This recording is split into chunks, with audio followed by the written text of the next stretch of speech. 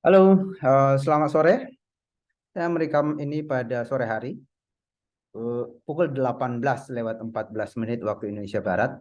Ini hari Minggu, Minggu tanggal 30 April 2023. Karena ini hari Minggu dan besok libur, eh, nyaris tidak ada pasar yang sedang bergerak hari ini. Pasar internasional, pasar saham, kemudian pasar forex, index, futures gitu ya, kecuali kripto. Tapi oke, saya kira tidak apa-apa. Saya hari ini eh, mungkin akan lebih banyak membahas tentang eh, bagaimana kita melihat pasar minggu depan ya. Jadi kita melihat kecenderungan sekarang untuk membuat semacam ancang-ancang apa yang kita bisa lakukan pada minggu depan. Tapi sebelum saya masuk ke sana, saya kira kemarin saya membahas sedikit tentang peluang di BTC dan kita akan lihat apa yang terjadi setelah kita menganalisa 2 hari lalu tentang peluang di BTC ya. 2 hari apa kemarin ya? Saya lupa. Tapi intinya adalah video sebelum ini. Oke, kita langsung masuk saja. Kita lihat pasar. Oke, ini adalah kita langsung masuk ke BTC ya.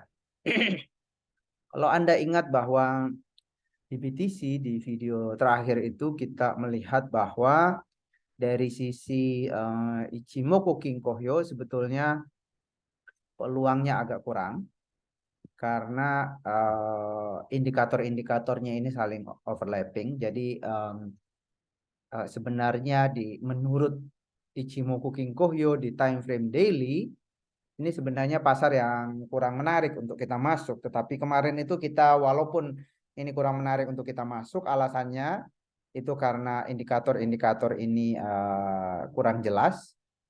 Tendensi besarnya ke atas, tetapi tendensi di jangka menengahnya tidak jelas. Bisa ke bawah, bisa ke atas. Jadi ini pasar yang cukup meragukan sebetulnya. Tetapi saya katakan kemarin itu bahwa walaupun cukup meragukan dari sisi Ichimoku Kinkohyo, sebenarnya kita juga bisa mencari peluang. Dan kemarin kita mencari peluang dengan masuk ke time frame kecil, M15 kalau tidak salah.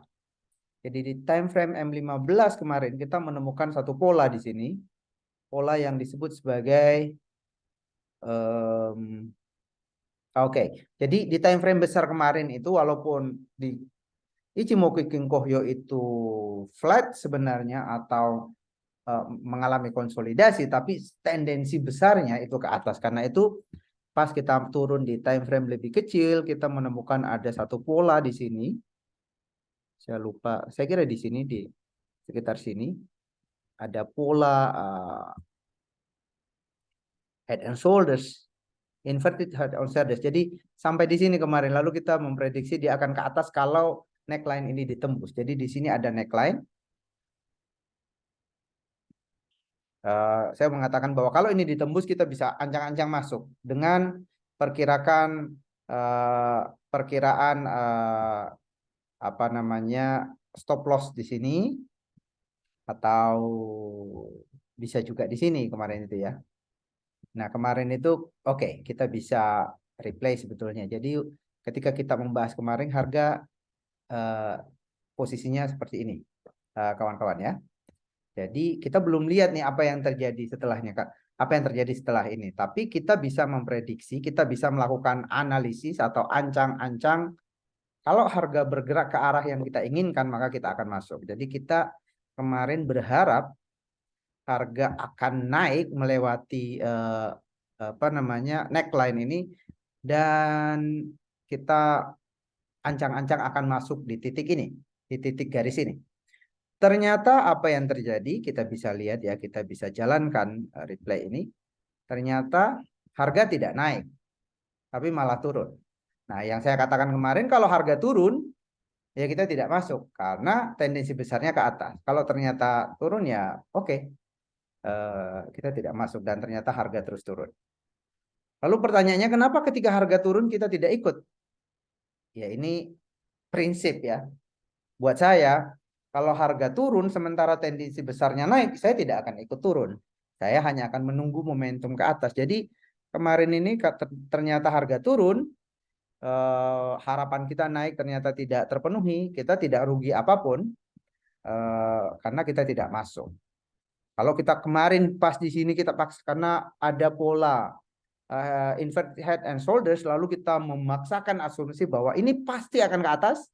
Nah, kita akan rugi saudara-saudara karena belum ada konfirmasi, neckline belum ditembus. Jadi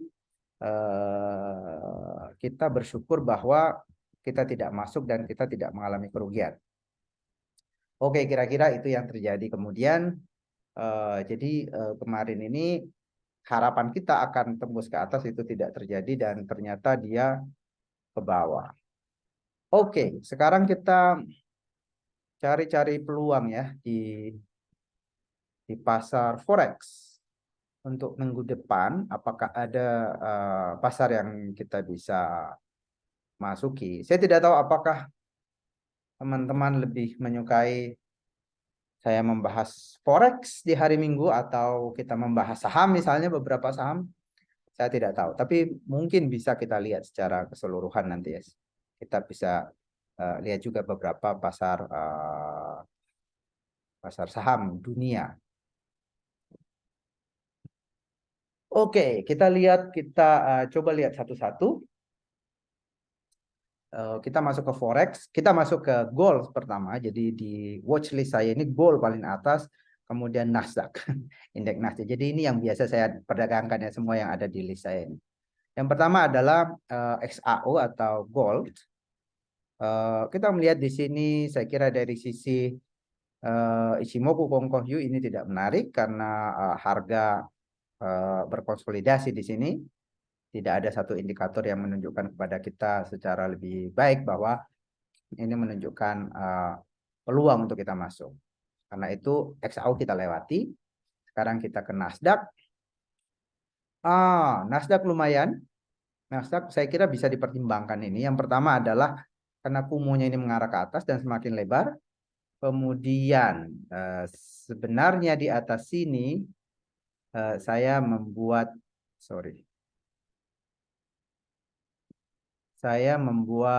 garis garis resisten dan sudah ditembus. Saya kira ini menarik, kita bisa tandain dengan warna hijau ya, artinya mengarah ke atas. Nasdaq ini bisa kita lihat ya. Yang jelas apa yang harus kita tunggu adalah kita menunggu Kijun Sen atau garis warna merah ini mengarah ke atas, juga Tenkan Sen mengarah ke atas. Lalu kemudian kita akan yakin bahwa Nasdaq ini bisa kita perdagangkan. Kita juga bisa masuk ke time frame lebih kecil, misalnya di H1 ini.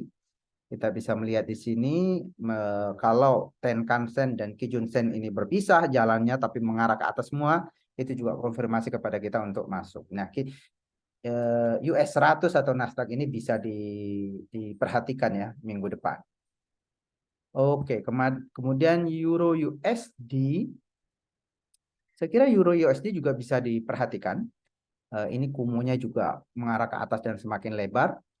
Dan secara umum ke atas. Jadi ini kita juga bisa tandain ya. Tandain dengan warna hijau. Ini menunjukkan bahwa dia ke atas. Mungkin hari Selasa atau hari Rabu. Kalau resisten ini ditembus, kita bisa mencari peluang untuk masuk. Dengan catatan tentu saja kalau resisten ini ditembus, saya kira di time frame lebih kecil, menengah, H1 dan M30, saya kira juga harga akan berada di atas kumu. Nah, kalau itu terjadi terkonfirmasi, kita bisa mencari peluang di Euro USD. Oke, sekarang lanjut ke GBP USD. GBP USD juga sangat menarik. Ini kita bisa tandain ya, kalau Anda lihat di sini, ini sudah menembus satu resisten, mini resisten di sini. Tembus ke atas, Tenkan Sen mengarah ke atas, Kijun Sen mengarah ke atas, Kumu semakin tebal ke atas, Chikou Span juga berada di atas. Yang perlu kita lakukan adalah menunggu di time frame menengah ini, time frame H1 atau di M30, di mana indikator-indikator dari Ichimoku ini juga mengarah ke atas. Kalau itu terjadi, maka kita bisa masuk ke M15 untuk mencari peluang. Oke, ini kita juga tandain. Euro GBP sekarang. Euro GBP Saya kira belum terlalu jelas dari sisi daily, tetapi sebenarnya kita bisa membuat garis di sini ya, garis support. Kalau dia terus turun, oke. Oh, ternyata supportnya di bawah. Kalau dia terus turun dan mencapai support di bawah ini, saya kira bisa kita masuk. Tetapi walaupun demikian, sebenarnya kita juga bisa melihat di H4. H4 di sini Tenkan-sen mengarah ke bawah, Kijun-sen mengarah ke bawah, Chikou-span berada di bawah harga, tetapi agak meragukan karena jarak antara Tenkan-sen dan Kijun-sen ini terlalu tipis, terlalu dekat. Kemudian kumunya juga masih sangat tipis. Apa yang mungkin terjadi kalau kondisi semacam ini? Yang mungkin terjadi, harga akan melakukan retrace dulu ke atas, lalu kemudian ke bawah. Kalau dia melakukan retrace ke atas lalu ke bawah, kemungkinan Kijun Sen dan Tenkan Sen ini akan melebar jaraknya. Kemudian kumunya juga akan menjadi tebal. Nah, kalau itu terjadi baru kita bisa mencari peluang untuk masuk. Kita juga bisa melihat di sini bahwa kira-kira di mana ia bisa retrace, dia bisa sampai ke sini. Ini namanya UFO ya, unfilled order. Kalau Bapak Ibu pernah dengar. Kita bisa antisipasi ini tetapi harus agak lama ini karena kita menunggu dari retrace dulu. Kita bisa kasih kode di sini misalnya ungu. Jadi tidak begitu jelas tetapi dia ada potensi retracement lalu kemudian ke bawah. Setelah retracement ke bawah lalu kemudian kita menemukan indikator-indikator dari Ichimoku ini mendukung, nah kita bisa baru bisa mencari momentum untuk masuk. Oke, USD JPY. USD JPY menarik di time frame daily. Harga minggu lalu harga baru saja keluar dari Kumo. Tetapi kumunya masih tipis. Baru terjadi pergantian warna di sini dari warna merah menjadi warna hijau. Tapi terlalu tipis, ini masih sangat rentan untuk ke bawah. Kita bisa berasumsi bahwa mungkin dia akan naik dulu sampai ke atas ini, lalu kemudian melakukan retracement atau koreksi ke bawah. Ini sangat mungkin ya. Lalu ketika koreksi ke bawah, kemudian ke atas kembali, ini akan membuat kumunya mungkin menjadi lebih tebal. Dan jarak antara Tenkan-sen dan Kijun-sen menjadi lebih ada jarak juga. Dan itu adalah posisi yang ideal di mana kita bisa mencari momentum untuk masuk. Nah, kita lihat di sini misalnya di H4, sangat tipis jarak antara Tenkan-sen dan Kijun-sen. Kemudian kumunya juga sangat tipis, ini kurus krempeng. Jadi ini perlu diwaspadai semacam ini. Dan yang juga perlu diwaspadai karena di atas ini terbentuk doji. Nah, ini namanya doji, Bapak Ibu. Ini doji, ini biasanya tempat perhentian. Kalau muncul harga lagi naik, kemudian muncul doji, itu artinya harga berhenti. Dia bisa saja terus naik, yang artinya doji ditembus ke atas, tetapi juga bisa ke bawah. Apalagi doji, sehabis doji ini muncul candle kecil di dalam doji. Ini juga disebut sebagai harami atau inside bar. Ini juga satu formasi candle yang bisa membuat harga mengalami reversal ke bawah gitu. Sampai di mana di bawah dia bisa sampai ke garis Tenkan-sen atau Kijun-sen yang nanti berfungsi sebagai support. Jadi intinya ini perlu kita waspadai. Walaupun ini sangat besar kenaikannya dalam satu hari kemarin hari Jumat, tetapi kemudian muncul doji dan inside bar. Jadi perlu diwaspadai. Saya kira ini kita tidak tandain. Kemudian GBP, JPY. Ini sebenarnya menarik. Jadi mengarah ke atas. Oke. Ini mengarah ke atas Tenkan-sen dan Kijun-sen. Tetapi menurut saya kumonya ini masih terlalu tipis. Jadi kita perlu waspadai ini. Kita perlu waspadai dia bisa turun dulu. Mungkin sebaiknya ini bisa kita cari momentum kalau dia melakukan retracement ya. Retracement dulu, dia retest support yang atau resisten yang baru dia tembus, lalu kemudian dia ke atas. Nah, ini kita bisa lakukan. Kalau seperti ini agak riskan ya. Misalnya kalau Anda masuk di H4, lihat di sini modelnya ini riskan sekali. Tenkan-sen dan Kijun-sen sangat dekat. Kemudian 4 jam sebelum tutup kemarin itu Kijun-sen dan Tenkan-sen itu mengalami flat. Kumo juga sangat tipis. Jadi ya, kemudian di H1 dan M30 juga demikian.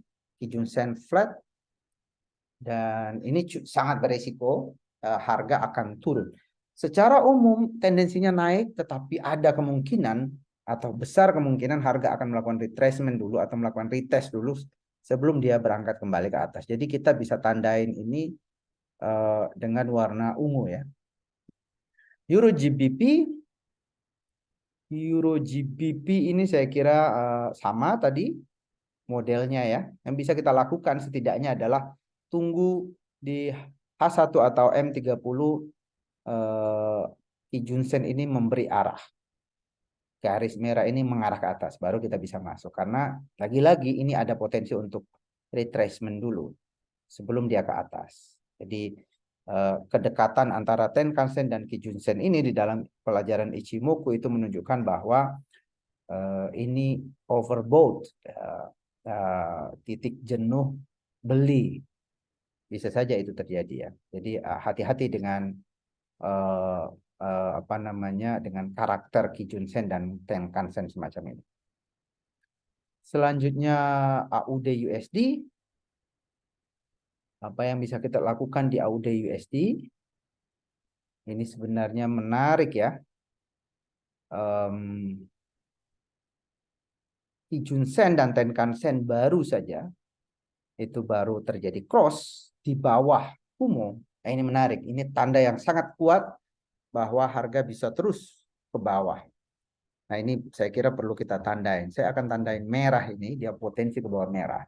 Tetapi apa yang bisa kita lakukan adalah kita menunggu pola yang konfirmatif di H1 atau M30. Kalau ini urutannya sudah jelas, tapi sekarang ini harga retracement ke atas dan berhenti di Kumo, lalu kemungkinan dia akan ke bawah. Kalau harga sudah berada di bawah Tenkan-sen, jadi urutannya adalah Chikou-span, garis hitam ini, kemudian harga, kemudian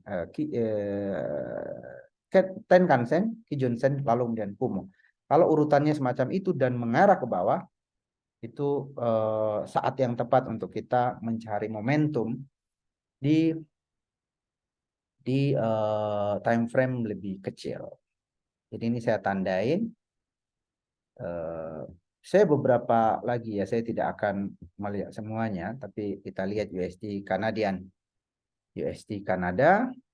USD Kanada saya kira tidak menarik di time frame daily, harga sedang ada di dalam Kumo, jadi kalau harga sedang berada di dalam Kumo di time frame daily, biasanya saya akan langsung lupakan saja, karena Kumo ini artinya awan. Kalau kita naik pesawat, masuk awan, itu terjadi turbulensi di dalam. Jadi ini sangat beresiko. Kalau kita masuk, dia bisa naik, kemudian turun dalam waktu yang relatif dekat gitu. Jadi sebaiknya kita hindari. USD CHF. CHF saya kira dari sisi daily cukup menarik. Kita lihat di sini ya, harga sedang ada bersama Tenkan-sen, tapi jarak antara Tenkan-sen dengan Kijun-sen ini cukup jauh. Kumonya juga semakin membesar ke bawah, Chikou-span berada di bawah harga. Kita tinggal menunggu sebetulnya arah dari Kijun-sen ini ke bawah. Lalu kita bisa mencari konfirmasi di H1 atau M30. Jadi saya akan tandain ini merah. Saya akan melihat lagi nanti di minggu depan apakah polanya mendukung atau tidak. Tapi yang jelas adalah ini cukup menarik untuk kita perdagangkan, untuk kita amati minggu depan. CHF, JPY, saya ini menarik dari sisi daily. Ini saya kira sangat menarik. Hari Jumat lalu harga baru saja ingin menembus Tenkan-sen. Kita lihat di sini Kijun-sen mengarah ke atas, Kumonya mengarah ke atas walaupun belum terlalu tebal, tapi ada tendensi dia akan semakin tebal. Cicospan di atas. Jadi yang bisa kita lakukan sekarang adalah mencari konfirmasi di time frame menengah H1 dan M30. Kalau semua indikator Ichimoku ini juga menunjukkan hal yang sama, katakanlah misalnya kalau harga menembus ini di H1, mungkin kita bisa mencari peluang untuk masuk ini. Sekali lagi kalau mencari peluang kita masuk mencari momentumnya di M15 atau M5. Oke, ini saya tandain hijau. Satu lagi, AUD-JP ya. Ini juga menarik. Kita lihat AUD ya, karena minggu lalu Australian dollar itu cukup turun ya, tekanannya sangat kuat. Tapi 2 hari sebelum weekend itu mengalami rebound. Dan menarik untuk kita amati Australian dollar ini. Tapi sekarang karena dia rebound, dia masuk ke dalam Kumo. Karena itu dari sisi Kumo ini sebaiknya dihindari. Oleh karena itu saya belum tandai. Saya mungkin akan melihat lagi perkembangan kalau ia berhasil melewati Kumo ke atas atau ia kembali ke bawah melanjutkan penurunan minggu lalu, itu juga bisa terjadi ya.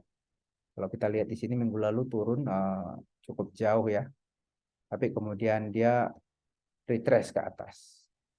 Oke, kalau support ini bisa ditembus ke bawah, ini kita bisa pertimbangkan untuk masuk. Sebaliknya, kalau resisten yang di atas ini ditembus, kita bisa mencari momentum juga untuk masuk. Jadi saya kira 50-50, dia bisa naik menembus itu atau bisa turun menembus ini. Yang jelas dia berada di dalam Kumo. Karena itu kita tidak menunggu saja apa yang akan terjadi minggu depan, tapi saya kira untuk saat ini belum menarik untuk kita amati secara lebih dekat ya. Karena minggu depan saya kira segala hal bisa terjadi untuk AUD JPY 50-50 kira-kira kemungkinannya. Dia bisa ke atas, bisa ke bawah. Oke, saya kira itu kalau saya bisa rekap yang bisa kita amati minggu depan yang menarik itu adalah Nasdaq, kemudian Euro USD, GBP USD. Ini semua ketiga ini naik tendensinya.